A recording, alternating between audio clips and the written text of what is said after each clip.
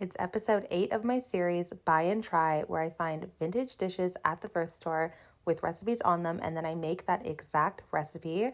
Today's recipe is chicken soup. So I picked up all my ingredients. Here we go. There wasn't too much. It also wasn't chicken noodle soup. It was just chicken. And of course, like all the other soup mugs, there was no recipe, just ingredients. So I'm winging it here. So I put the chicken in the pot and then added in my water. I added in some salt and oh, she's tooting. And then I brought the water to a boil and covered that. But then I was like, oh, maybe I should put some like herbs and spices on now to give the broth some flavor. So I added my oregano. I didn't have any fresh thyme. I was fresh out of thyme. So I used dried.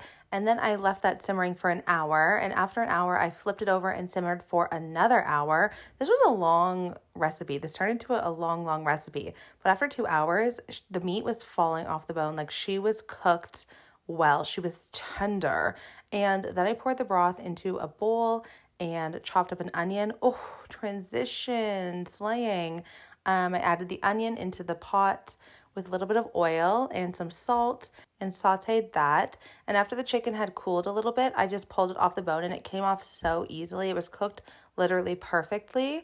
So I separated all that, and after the onions were cooked down, I added in all my chicken. I didn't really shred it because I figured it would kind of shred as it cooked. So then I added the broth back in. I used a spoon because I knew I was going to spill this entire bowl. Eventually I was able to just pour the rest in. I added some more spices and the bay leaf. Maybe I should have put the bay leaf in before, but you know, better late than never.